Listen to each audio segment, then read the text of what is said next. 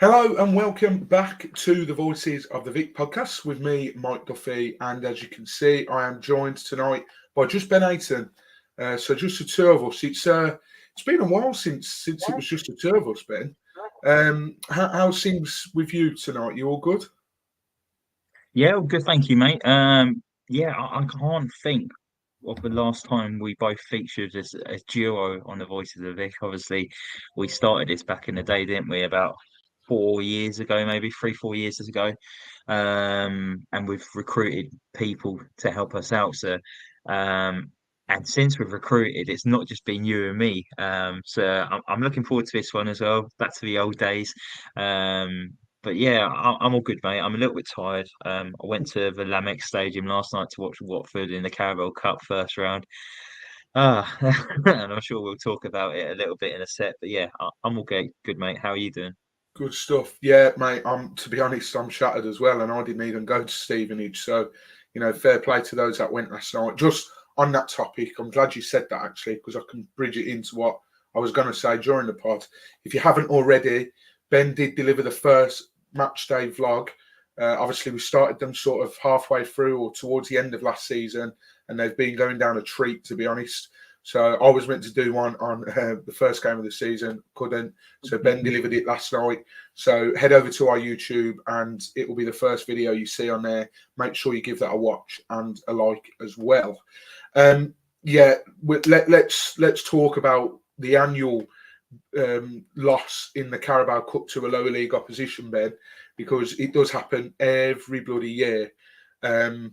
And you could forgive Watford fans for thinking that this year might be a little bit different, I'll be honest, let's cast our minds before the game itself.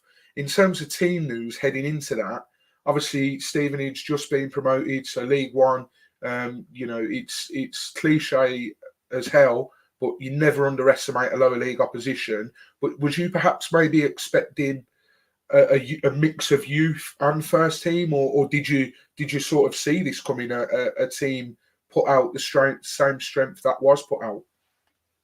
Well, firstly, I think there's three guarantees in life, isn't there? There's death, taxes, and Watford losing to a low league side in the Carabao Cup first round, second round, isn't it?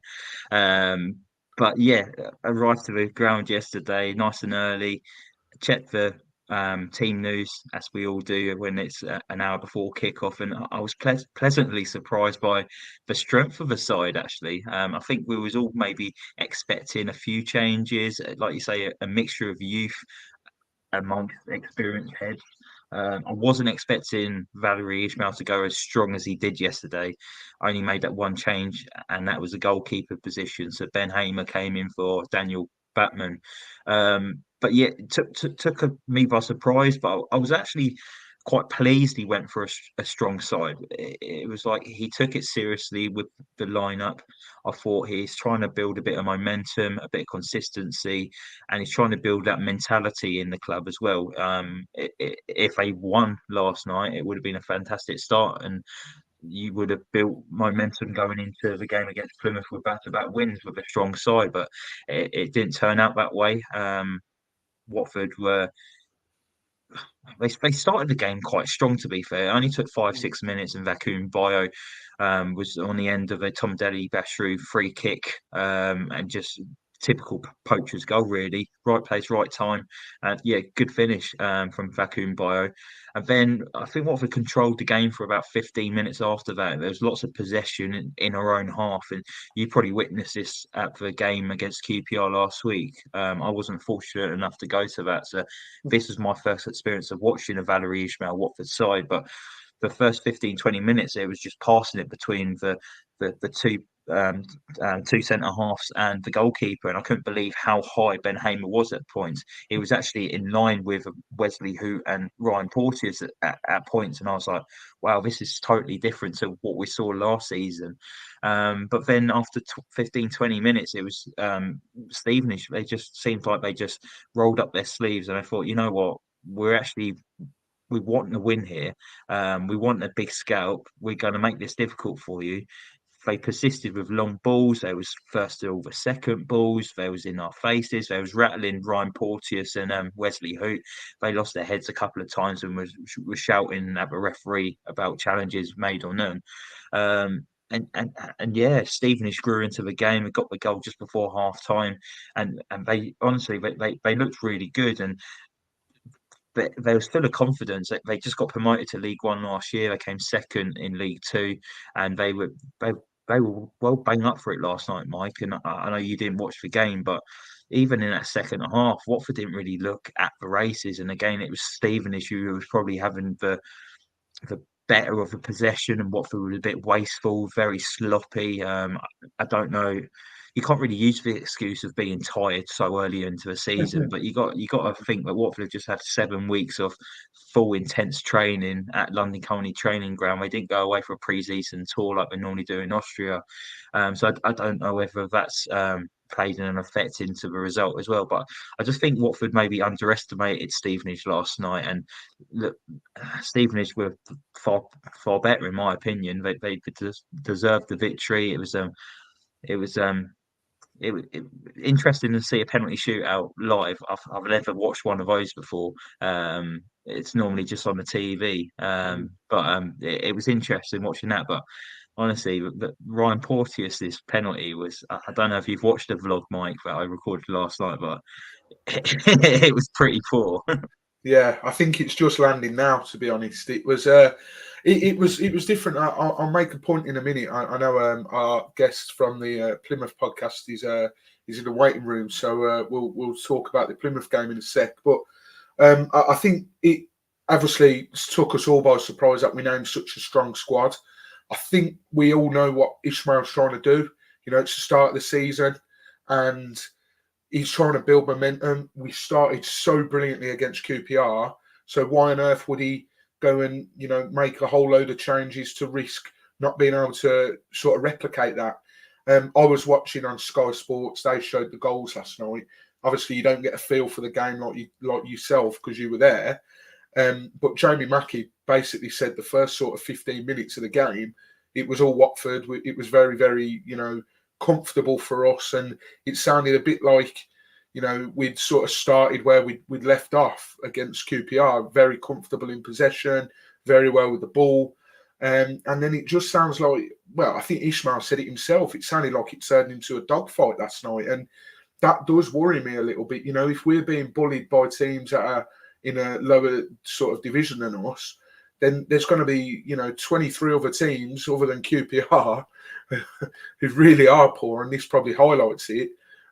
You know, if they get in our faces, are we going to crumble? So it does worry me a bit. And I think the thing as well, which surprised me, I mean, I haven't seen all the penalties yet. I saw Porteous's, but why on earth did two centre-backs start the penalty shootout for us? Well, it was 3 centre backs, wasn't it? It was Wesley Hoot, Yeah. followed by Sirielta, and then Porteous as well. And it was, it was a bit of an odd one, really. They wouldn't have been my choices, but then I went to the game with our friend Ant last night, and I said, centre backs fancy penalties, don't they? Because they just absolutely lever it down the middle. But yeah, it wasn't great. I think Sirielta probably took the best penalty out of a lot of them, and then Reece Healy, a striker, stepped up, and I don't know if you saw the video on YouTube a couple of weeks ago at the Family Fun Day. He claimed to have never missed a penalty, and then he stepped up last night and missed a penalty. Very So I poor think that's penalty came as back well, and bit him on actually. the arse, hasn't it? Yeah, very poor penalty. So, like I say, we won't dwell on that anymore. You know, I've seen some outrageous things on social media last night after one loss to Stevenage, so we won't dwell on it too much. We have got a league game, which league is more important. No matter how much you love a cup run, the leagues it is more important. So we are playing Plymouth on Saturday. So I'll add to the stream Jack from the Argyle Way podcast, which is a Plymouth podcast. Jack, thank you very much for joining us. How are you, mate? You all good? Absolutely no problem, guys. Thank you for having me on. I can't lie, to put it in this way. So first of all, of course, I'm very happy with our cup win over Leyton Orient last night. So that was the League One champions versus the League Two champions. So we got a comfortable 2-0 win at the end.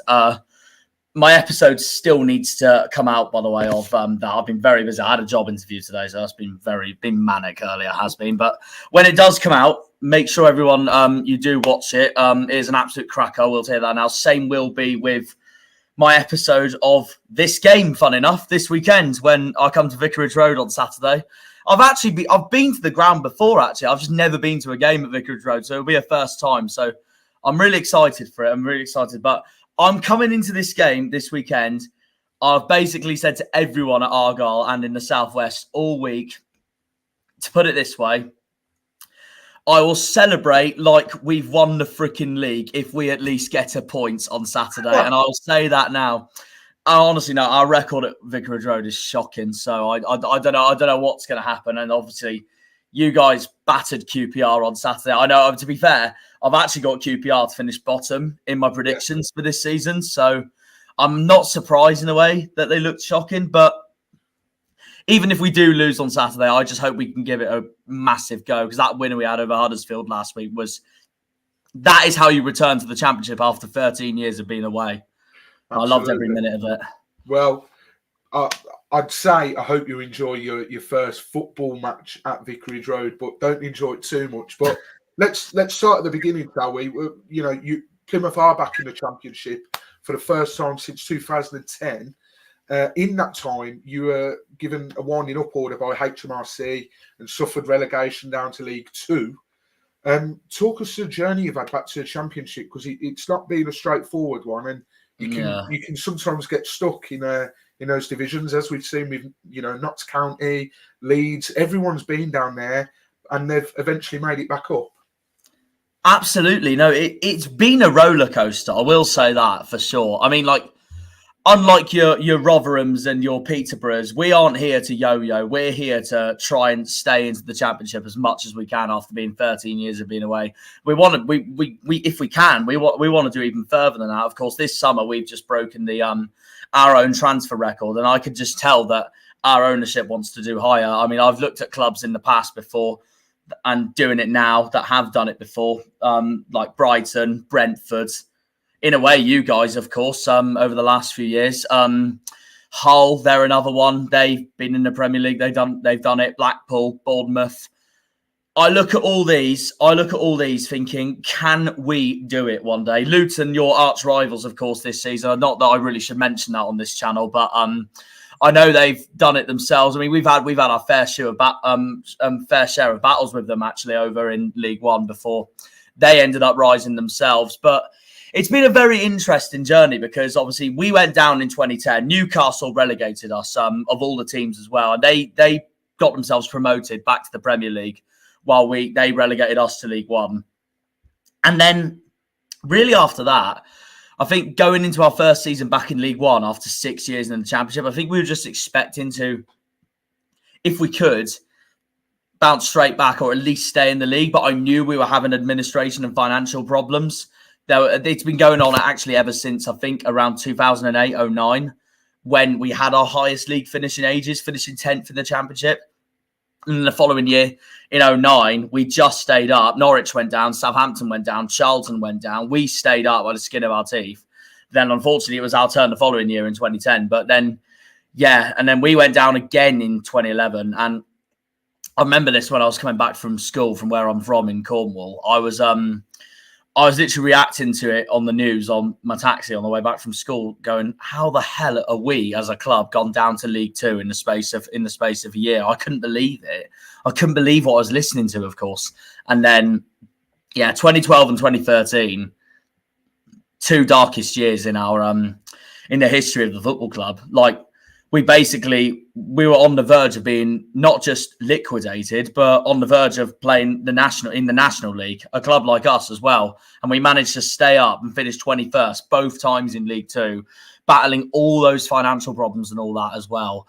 And then all the rest of it, really. 2014, we were still in League Two. It got a lot better, though. We were just starting to slowly progress once again after the total disaster of 2 seasons we've just had in the bottom of League Two.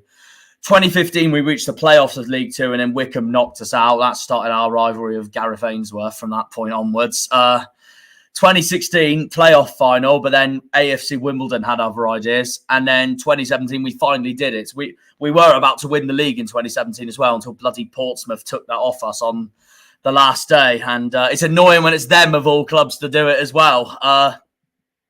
But what can you do? And then obviously we were back in League One for 2 more seasons. We were hoping to stay in League One for as long as we could to build back to go to the Championship, but our manager at the time, Derek Adams, who's now the manager at Morecambe, of course, he didn't quite deliver that. We fell just short of the playoffs in 7th place in 2018, so a brilliant season to come back up. But 2019, it all went wrong again, and no wonder he was gone. And in came what is now the Preston manager, Ryan Lowe. He got us straight back up in 2020. And then, survived in 21, just missed out on the playoffs in 2022. And then last season, you just couldn't get any better, could you? So it's just that progression we've been trying to go for these last 13 years. And I think what we've just done is just spent these last 13 years just battling through the 2 lower leagues to aim to get back to where we are now. And we're loving it now.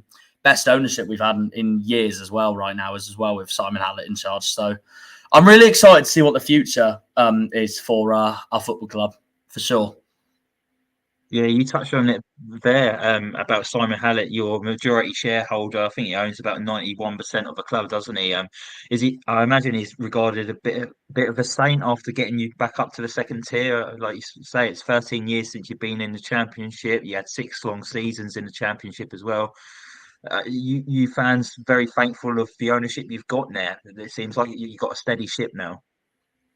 We're very thankful of it, and we never thought in years that we'd end up back in the 2nd tier of English football. So it's just a dream come true, really, for us to get back to where we want to be. And our manager as well. I mean, the minute we got promoted against Burton on the 29th of April, I immediately called our manager, Steven Schumacher, a club legend. I mean, what more can you ask for when he takes over? He was assistant to Ryan Lowe as well. And Ryan Lowe left for Preston. He was the one fully in charge. So he had to do it all on his own. And he's done it exceptionally amazingly. So I'm hoping we can just build on that, really. And of course, be interesting to see how we do on Saturday, because I know Vicarage Road it's a very tough away day for us. Yeah, and you mentioned Steven Schumacher there. He was obviously given the job after Ryan Lowe left. Did he change much when he took over? Or are you worried because jobs frequently become available, mainly the Watford job?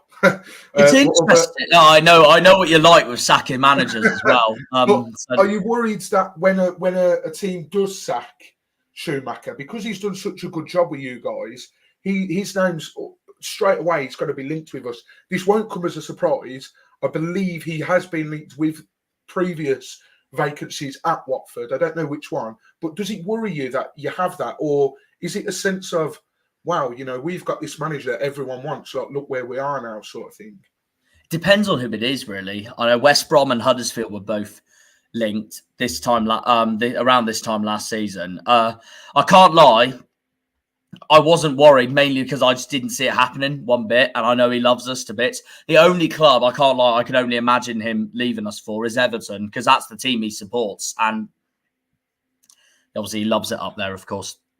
And that reminds me of Michael Beale when he left QPR himself for Rangers, because that's who he supports, of course. But it'll be interesting to see how this all goes through. I just hope we don't end up doing what Wigan did this time last year, where they got off to an awful start and they sacked the manager who won them the league, Liam Richardson. And I just hope we don't end up in the same boat. Yeah, well, what you've done this summer is you've actually brought in a couple of loan players that you had at Home Park last season and have done terrifically well. Morgan Whittaker, Barley, Mumba, fantastic goal by him at the weekend, by the way, as well. Phenomenal, wasn't it? Yeah, fantastic. Brought them both back in on permanent contracts now. How vital is it to get those two back in, and but this time on a permanent basis? I just feel like that. First of all, the club's just trying to achieve new levels, and of course, we brought Mumba back, we've brought Whittaker back. Azaz is back on loan once more for another season, but I just feel like Shuey's bringing the entire band together from what we made and built last season, and I just feel like that the board and the ownership and the manager and everything around them is I just feel like they all know what they're doing. And what a summer transfer window it's been really so far as well. One of our summer signings on loan, Kane Kesler-Hayden, on loan from Aston Villa also, he was exceptional on Saturday against Huddersfield. He tore that Huddersfield defence apart. I thought he was unbelievable. And Lewis Gibson, who we've just signed, who was at Bristol Rovers last season on loan from Everton. We've just signed him from Everton. He was unbelievable on Saturday as well. I just feel like there's a good morale around the club at the moment, and I'm just hoping we can build on that basically. But I've already expressed my intentions for us this season. I will be happy with basically anywhere from 21st place onwards. It's that simple as that. I just don't want to be back in League One. That's all I care about. It's that simple. I mean, I've optimistically got us to finish mid-table this season in 13th, especially with the way the transfer window's gone and all that. So I'd be very happy if we even pushed for mid-table because of that and all that as well. You've done very well there because you've answered one of the other questions we had written down. So fair play to you. I want to touch on the game at the weekend. You return back to the Championship, beating Huddersfield 3-1. What was the game like, and the performance itself? What have Watford got to look out for, if you may? You know what's interesting? That same question is what me and the boys have been wondering ourselves after your performance against QPR. Go, what in the name of God are we going to have to look out for on Saturday? But no, we tore Huddersfield apart on Saturday. They looked awful. They looked shocking. I'm hoping I'm right on this, but of course, last season, one of the main reasons why we won the league was because of our home form. Our home form was unbelievable, and I feel like last Saturday against Huddersfield, I feel like we're aiming to replicate that again. So I don't know how our away form is going to go because of that. But no, apart from when Huddersfield equalised, where we paid the price for a defensive error and they brought themselves back into the game. Other than that, we tore them apart, and it really surprised me in a way because obviously Neil Warnock's their manager. And he knows the Championship inside out, that man does. And also he's managed us before. So I would have expected his team to have a bit of more of a fight because he knows our club so well as well. He's managed us before and all that. But we just ended up tearing them apart. And honestly, like I said, just what a way to return to the Championship after 13 years of exile. Phenomenal performance from start to finish. And a deserved 3-1 win at the end. I mean, I optimistically backed us to win 2-1, but that was also, I guess, solely because of home form. But then again, I backed us to be inconsistent and bang average all season, 13th in the league. But as we've just come up, I'd obviously happily take that for a first season back, without a shadow of a doubt. I mean, I think I backed us to have 16 wins this season, 17 defeats, and then 13 draws. But I'd take that personally because obviously it's...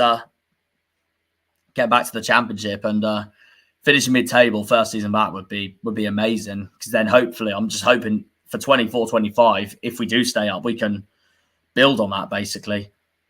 I can't lie, one of the defeats I have is this Saturday, so I'm not confident for Saturday, which is not that I want to be confident, but I know our record at your ground, so that's why I've said this whole last few days that I will celebrate like we've won the league if we at least get a point on Saturday. So we can take that to our home game against Southampton next week, which doesn't get any easier, to be honest, because obviously they're one of the favourites to go straight back up.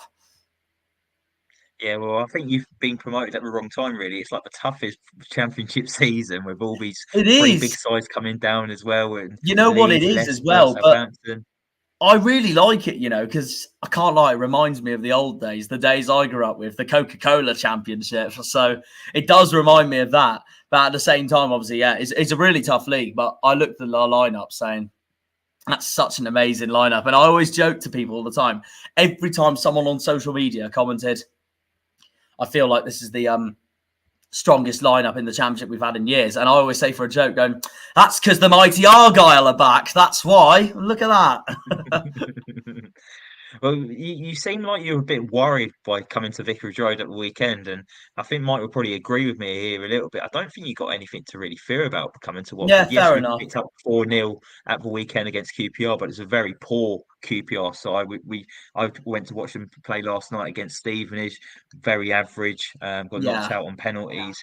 And then you've got the momentum. You've just won League One. This is your first championship away game for 13 years. The fans are going to be yeah. up for it. The atmosphere in that away end is going to be bouncing. So you're going to be at 12th man. So I would not be surprised if you come to Road and pick up all 3 points. Really, fair enough. Well, I mean, I'll probably do more than celebrate like winning the league if that happens. But either way, I just look at it going.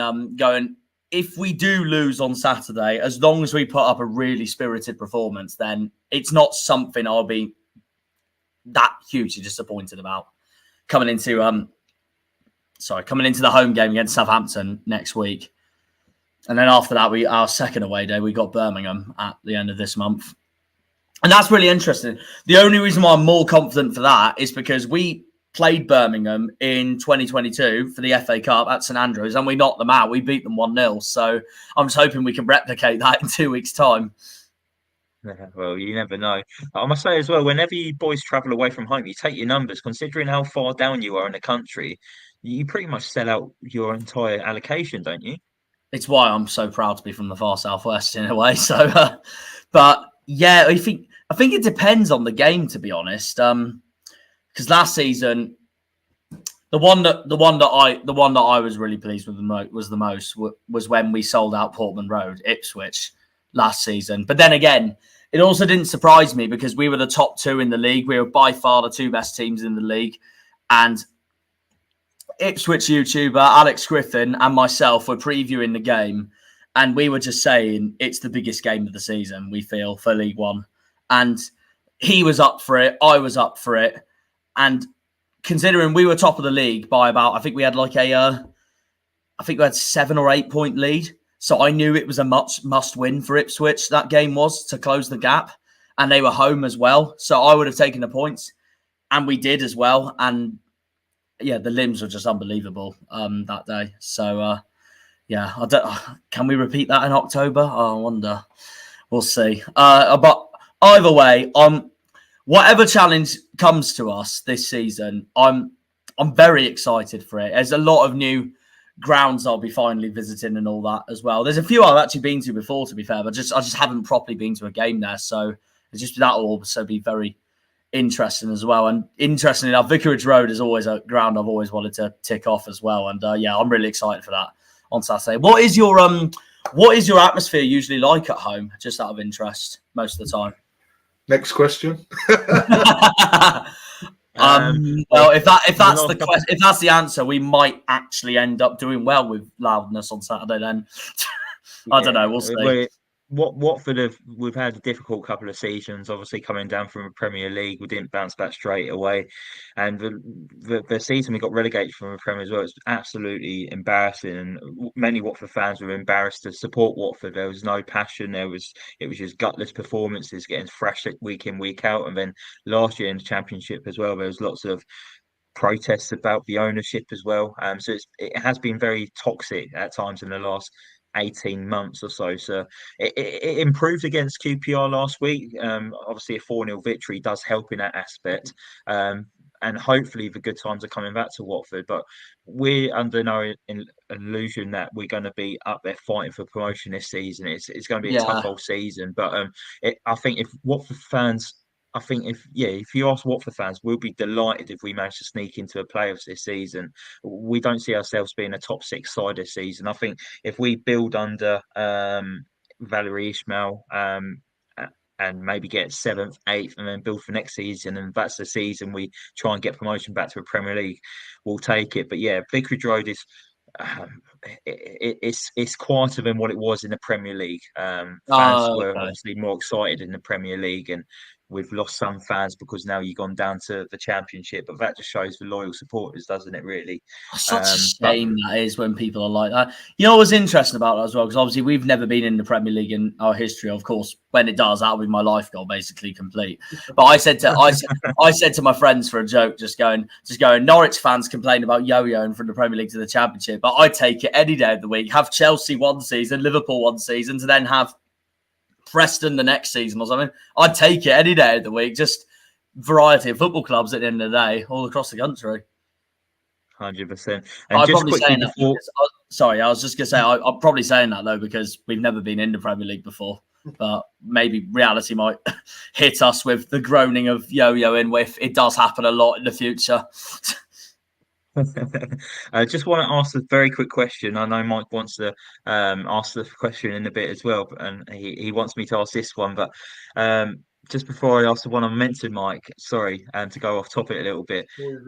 Pie face, massive Plymouth fan. I think many fans would be seeing him over for YouTube and that. You met the guy, decent guy. I've seen a few videos of him on an away day. He gets absolutely bladdered, don't he? Yeah, he does like doing that, to be fair. Yeah, no, he is a decent guy. To be fair, I'm actually surprised he hasn't properly seen our podcast yet. But well, I mean, we're going to aim to build on that one day anyway. But I did interview him, funny enough, at Oxford last season, and I just asked him basically on what he thought of the performance, and he was just saying to me, just going, "Oh, we should be about 3 or 4 clear, mate." And I was just there thinking the exact same thing, but we thankfully came out of the Kassam as 3-1 winners at the end. Who's the most sorry, Mike. I'm actually loving asking all the questions here. Who's the most famous Plymouth Argyle fan? Is it Pie Face, or is there is more... But he's one of them. I know you know the drummer Woody from Bastille, he's a huge Argyle fan as well. Okay. And then there's comedian Josh Widdicombe, he's a massive Argyle fan as well. Yeah. What about those boys those old guys who were singing a song on the boats? Are they Argyle fans? Oh, I'm not sure, to be honest. I can't lie. I don't know. I know it's Cornwall way. Sorry. Yeah, no, yeah, that's what I mean. That's what I'm thinking. That's what I'm thinking. Do I know this? That's what I'm wondering to myself. But I'm not so sure, to be honest. I know your most famous is Elton John, without a shadow of a doubt. And of course, he part owns the club as well. Yeah, Elton John and Jerry Halliway. Yeah, we don't have many. Vinnie Jones turns up when he fancies it, but other than that, it's pretty much Elton John, isn't it? Yeah. No, I know he's Watford through and through. That man is. Yeah, legend. Well, you'll see it this weekend when you come to Vicarage Road. We've named one of the stands after him on the back of the stand. Well, we've got some of the lyrics written across it. That's just to help the Watford fans sing his song now we play it just before the players come out. So yeah, Watford are that kind of club. You need to kind of hand out the lyrics to get songs going sometimes. But yeah, Mike, I'll finally get to a question now. We've loved having you on here, mate. What are obviously we've talked about the Championship, how tough it's going to be this season. Who would be your 3 clubs to go up this season?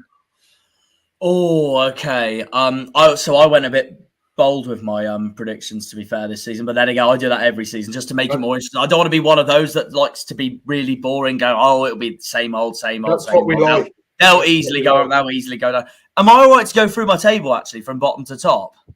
Floor is yours, because it'll knock off. I was going to ask who your 3 to go down, so you list your table. Yeah. All right, no worries. Well, I'll mention it from bottom to top, and then what I'll do is because I made a video on this just before the season started. I made on my channel I made a separate video. It's I first off made my predictions video, and then second off I made a predictions video, but it was basically in table formats of my actual predictions. So basically what I think each game is going to be week by week, and then it adds up to my actual predictions of where I think each team will finish, basically. But yeah, I'll go from bottom to top. So bottom, I've got QPR. I just don't think Ainsworth is the right man at all. And I just think after the end of last season, they looked shocking, in my opinion. I just don't think anyone wants to play for the badge at the moment over there.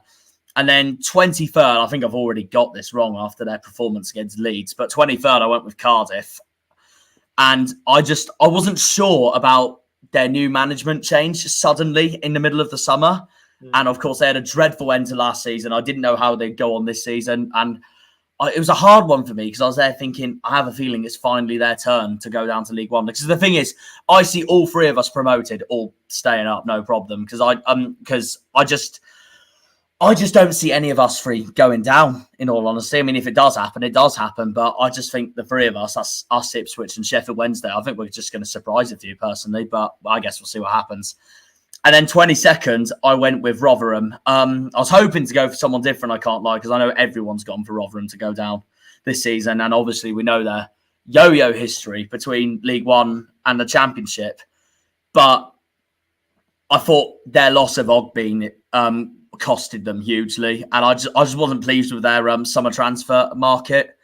So I'm not sure. I'm not sure how they're going to fare, but it'd be interesting to see how we do against them, especially as well, because the last time we went to the New York, they beat us 2-0. And I'm hoping we can basically reverse that when we play them in April for the away game for sure. And then 21st, just surviving. This might be a bold one considering they're mostly mid-table, and this might sound a bit biased because of who's in charge and all that, but I'm not so keen on their squad this season, but I could be wrong, of course, at the end of the day. My 21st was Preston. So it's a bit of a different one there because I know they're used to finishing mid-table and all that, but I just with how strong of a championship it is, I just don't see them doing that well this season. But I'm not sure. Again, I could be hugely wrong. Then 20th, I had Stoke, another one that I was unsure on how I thought they were going to do this season. I did, to be fair to them though, I did rate their signing of Mark Travers from Bournemouth. Well, that was an excellent signing, but I'm just not sure if Alex Neil is the right man for the job for them. And I'm not hugely keen on their attack, but I could be wrong. I mean, they thrashed Rotherham last week, and they're currently second in the league. But of course, there's only been one game, so it's early days. Then 19th, this is where I'll probably get the boot in a minute, but I can't lie. 19th, I actually went with you guys, which I know sounds really bad, but the reason why I went with Watford, yeah, that's what I mean. That's what I was just thinking to myself, going, "Oh, I'm going to get kicked off now at this point." With what I'm saying, the only reason why I went with Watford 19th was because I looked at the league. You're not the only ones. I've got Norwich to do badly as well this season, but I just looked at it going, it's a really tough league, and I just thought Ismail Assar departing is a huge loss. I could be wrong though at the end of the day, and I heard from other fans that what you guys have got rid of this transfer window could be the right decision at the end of the day. I know a few of your other star players I know have gone as well, but I just looked at it into thinking, so basically, obviously, last season in the Premier League, obviously Chelsea sacked Thomas Tuchel really early, and then it ended up going really badly for them.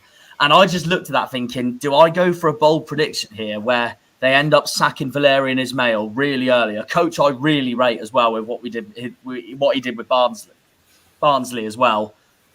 And I just went with a bold prediction going, do I go for a bold prediction where they end up sacking him really early this time? They sack a manager as they normally do, and then they bring someone in, and then it doesn't pay off for them, and then they end up having a really disappointing season. But of course, comfortably staying up at the end of the day. But it was a hard one, I can't lie. It was a hard one, and I will mention this now because the other underachievers I had was Norwich. I've got Norwich 16th this season because I thought they were so bang average last season in the Championship, and I just feel like I know David Wagner is their manager and he's proved it before with Huddersfield, but is he I'm not a huge fan of their squad for this season, and I just feel like it could be their worst in years, but again, I could hugely be wrong. Coincidentally, I did actually back them to beat Hull this weekend, last weekend just gone, with a 2-1 win at Carrow Road, and it ended up being spot on, but it's just other results elsewhere where I don't know. I really don't know. I know I'm going to get comments in a minute saying, "What is this guy waffling on about with his predictions here?" But I guess that's how. I guess that's where everyone's so different with their predictions and all that. But yeah, and then 18th I had Sheffield Wednesday. 17th I had Birmingham. Basically, I have them to finish exactly where they finished last season. I did actually have Birmingham in my bottom 3, but I saw they had a new ownership and all that taken over this summer, and I feel like John Eustace is starting to build the steady ship at the club again. And especially that, I thought the end of their season last season was actually all right. So, then again, I know they're going to face some tough challenges with that new ownership takeover and all that as well. But I know they'd be happy with another 17th personally.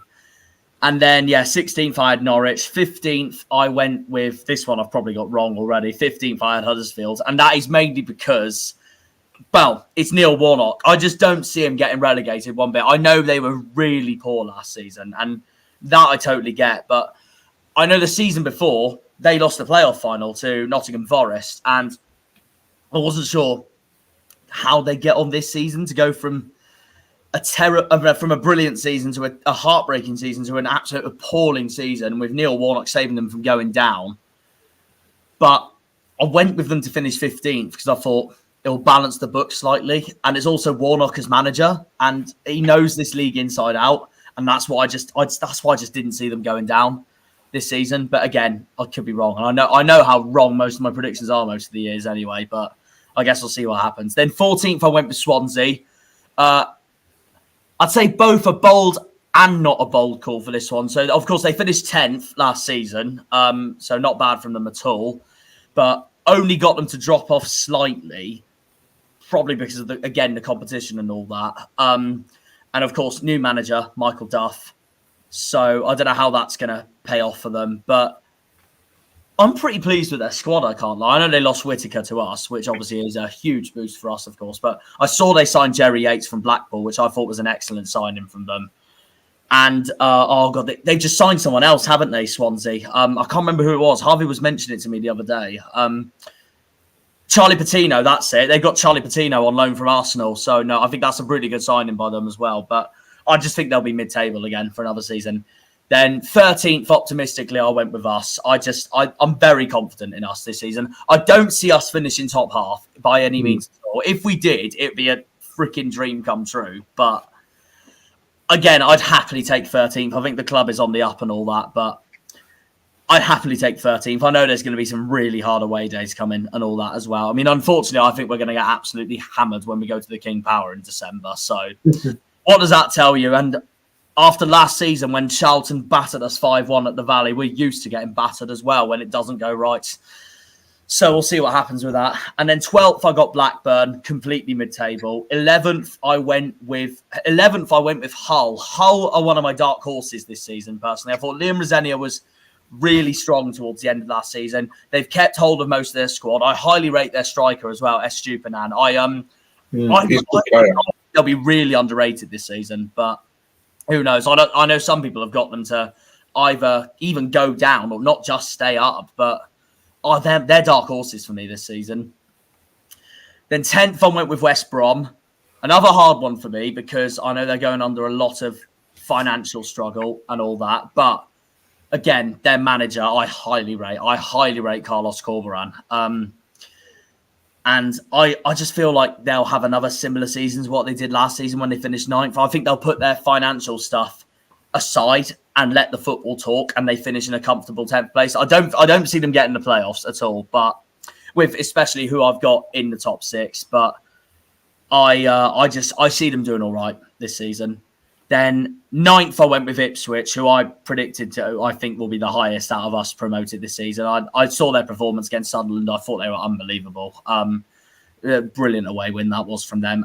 Same with us, though, but more so with them. I think Ipswich are also on the up, just like us. It wouldn't shock me, to be honest, if they're back in the Premier League in a few years' time. So see what happens with all that.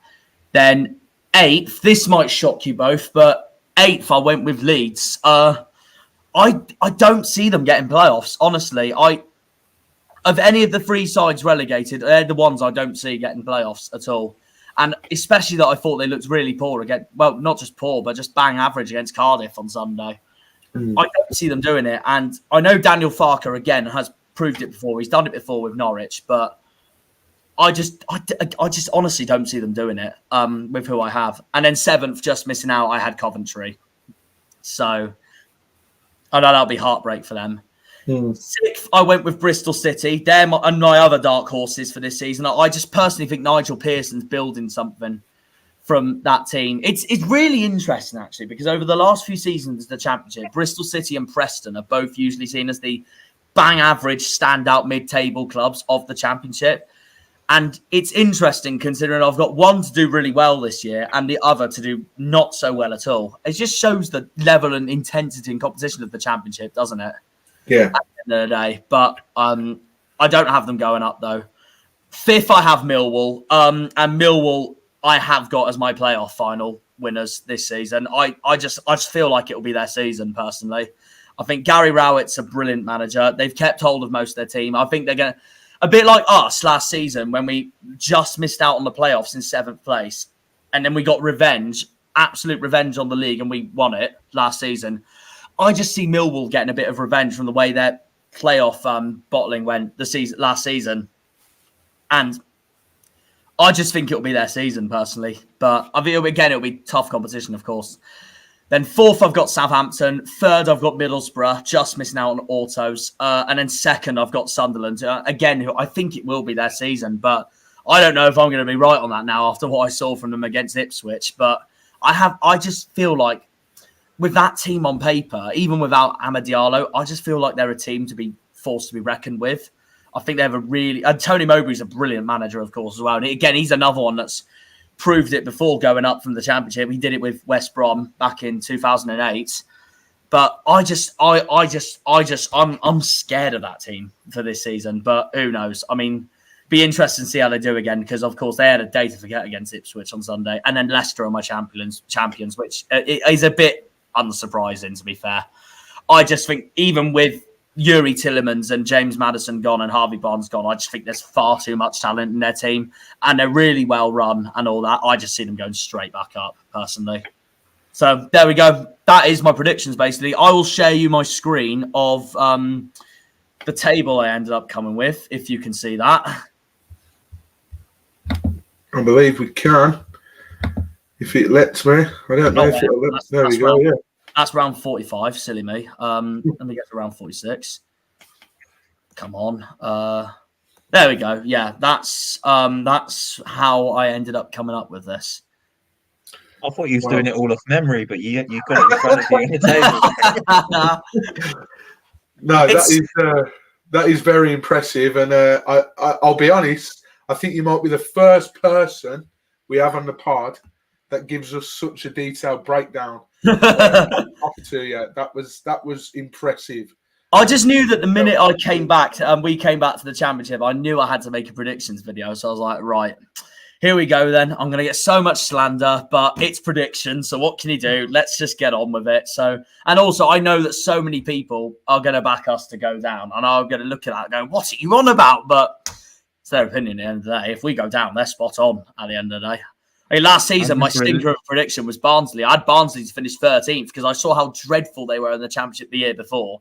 And I didn't know what challenge Michael Duff was going to do. And they ended up finishing 4th. And I thought, what a stinker of a prediction. But there we are. Well, that was something. So thank you very much for sharing that with us. Just quickly, have you got a score prediction in mind for Saturday? I think you'll beat us 2-1. I can see us taking the lead, but I think you'll show your quality in the second half and win 2-1. It's interesting because I had a Derby fan was messaging me the other day saying, how come you think Watford will beat you when you've got yourselves ahead of them in the table? I was like, because I think Watford will drop points elsewhere, but we'll see. No, well, it remains to be seen, and hopefully it'll be a good game. I certainly, Ben will agree with me on this, I certainly think it will be one of the sterner tests we face. I'll be honest, I'm glad it's not at Home Park because of the record that you guys have got. Obviously, yeah, we do have to play there this season. But, hopefully home advantage can carry us through on that one. So, It should be a good game. I look forward to watching it. I'm sure Ben will look forward to watching it. And like I say, hopefully your first trip to Vicarage Road, I don't mean this disrespectfully, but hopefully it ends in defeat for you. Nah, none taken. I mean, you're both Hornets fans at the end of the day, and I know on our podcast I'll be saying the same thing if you were coming to Home Park and all that, and likewise with this game as well. So it's part of football at the end of the day. No, well, I really appreciate you joining us tonight, Jack, and I wish you all the very best for the season. I'm sure we'll talk again for the reverse fixture whenever that is. New Year's Day, of course, because I can't go. So yeah, I'm sure we'll talk for the reverse fixture. So thank you very, very much for joining us. Oh no, honestly, it's a pleasure, guys. Honestly, no problem at all. I've enjoyed every minute of it, of course. Yeah, no, it's been fantastic, and I'm looking forward to Saturday. And like I've said to Harvey and Liam and the other Harvey, if you guys want to come onto the episode on my channel on Saturday, I'll come and meet you both at Vicarage Road, and just go from there, really. Happy days. That sounds like a job for Ben. But yeah, thank you very much, Jack. Take care, mate. Thank you very much, guys. Much appreciated. No worries, mate. Take care. Cheers, Jack. See you in a bit. Bye-bye. Yeah. So, there we go. Our Plymouth prediction, our Plymouth preview is all done. Ben, he sounds very fearful. I'm not sure why. I don't know who's talked to him about Watford. Someone scared the living daylights out of him. But just quickly, I'm a bit, wary of time. What's your thoughts going into the game? Obviously, Plymouth, brilliant season last season, won the league. Like I said to Jack, I'm so grateful this isn't at Home Park, because their record at Home Park is second to none. Are you a little bit more optimistic knowing we're at home and basing? I know obviously QPR were very, very poor, but you like to think that home comforts and all that, we can replicate what we did against QPR. How are you feeling towards the game?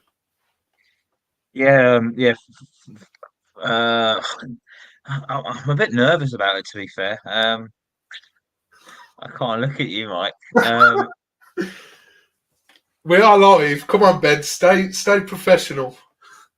Trying to stay professional. Honestly, yeah, great to have Jack on. Fantastic lad. I just didn't know we was going to get it.